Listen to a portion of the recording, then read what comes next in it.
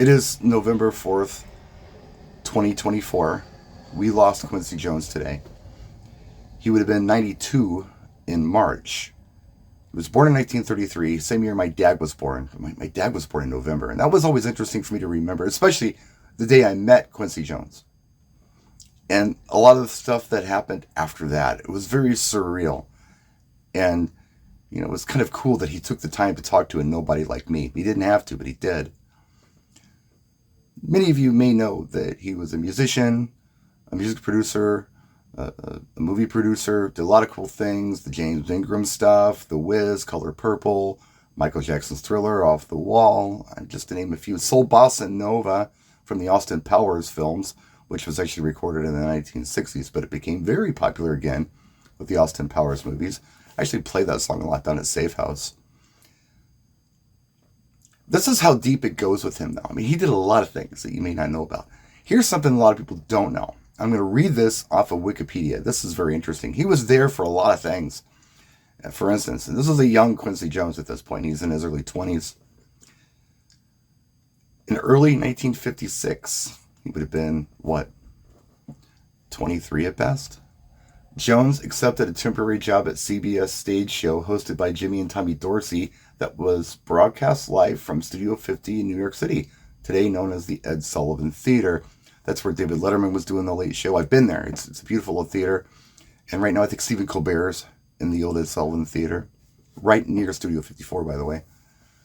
It's right behind it. Anyway, check this out. On January 28th, February 4th, 11th, and 18th, as well as on March 17th and 24th, Jones played second trumpet in the studio band that supported 21-year-old Elvis Presley in his first 6 television appearances. These are iconic. These are the ones that you see where Elvis is like taking over the world. Presley sang Heartbreak Hotel, became number 1, and several others, of course. But yeah, Quincy Jones was playing in that band.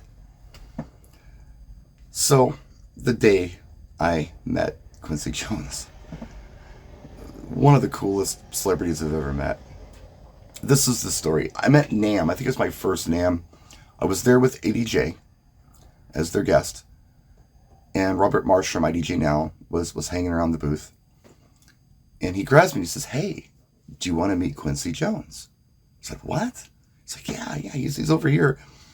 And I think it was like the JBL Crown booth or something. He's doing a book signing. Let's do this. I'm going to buy you the book. And I'll buy the book, and we'll get in line and we'll do this book signing. So we go over there, and apparently, they had cut it off. Time was up. Quincy Jones had to move on. But Robert talked to the guy at the booth. I think it was Harman Kardon is what it was.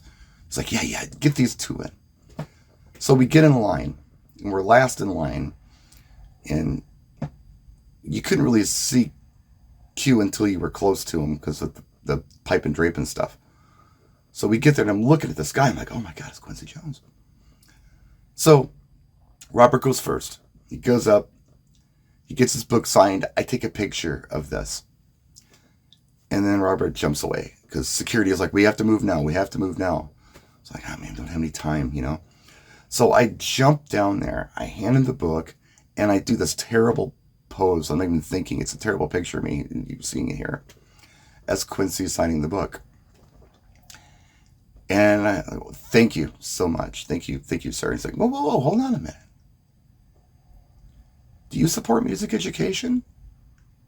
Earlier that day, somebody had put a sticker on me as I was walking through NAMM that said, I support music education. I'm like, yeah, sure, I'll wear the sticker. So I had it on my shirt or on my backpack strap or something. What do you do to support music education? I said, well, I'm a DJ and I do videos on YouTube for other DJs and I talk about music and talk about, what works well with audiences and what people like and things of that nature. And he says, man, that's where it's at. That's cool. You should talk to Clear Channel and tell them what's up. I'm like, oh yeah? He's like, yeah. And he used some 4-letter words and suggested the Clear Channel was screwing things up, and I agreed, and we had a conversation about how terrible radio was, and how good it used to be, and how bad it had become. I don't know how long we talked. I don't remember, but it was so cool. And security was not bothering him. He wanted to talk to me, a nobody. It was neat. It was so neat. So, here I have this book signed. I've got this terrible picture that Robert took. Not his fault, me, for looking ridiculous. And I'm thinking, wow, I just met Quincy Jones. This is really cool. This is really neat. And I'm buzzing about this.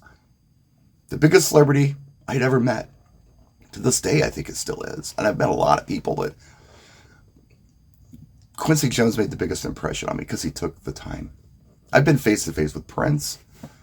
I've been in front of a lot of big icons, but Q took the time. So anyway, I go home a few days later. I'm on my way home. I get stuck in Phoenix Sky Harbor Airport. I missed my flight. And there was some big NFL game. It might have been the Super Bowl. I don't know. That was happening in Phoenix at the time. So I missed my flight. There was no opportunity to grab another flight.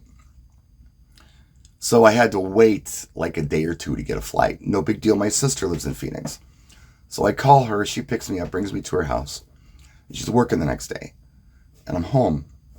And she's got this, big screen TV. And I'm on my computer doing things. And it's Inauguration Day for Barack Obama.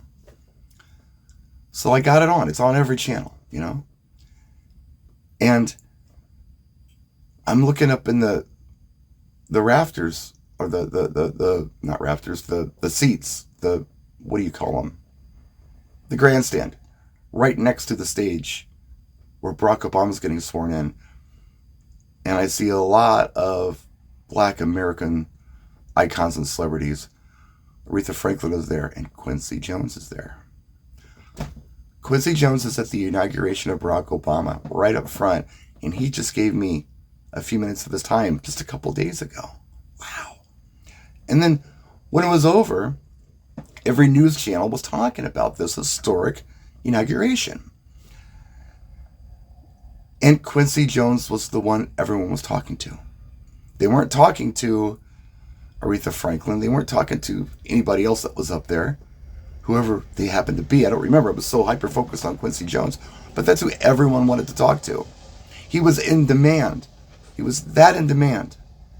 And he took time to talk to me. And I just thought that was just one of the coolest things that a person could do. Just to take their time and give up their time to anybody. Especially like a nobody. Here's the book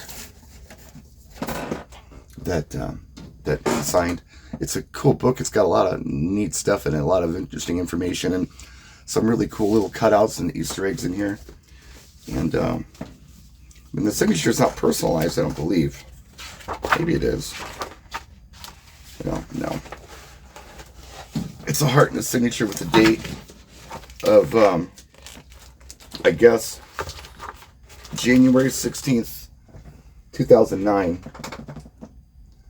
But yeah, that is my Quincy Jones story. I hope I didn't forget anything. But yeah, thank you for the music. Thank you for your time. And if you don't know, do a little research and check this guy out. He is one of those people who has done so many things, broken so many barriers, and really responsible for some of the coolest things out there in art, music, and film. He's worth checking out. So, thank you. Thanks for watching. We'll see you next time. Practice and enjoy.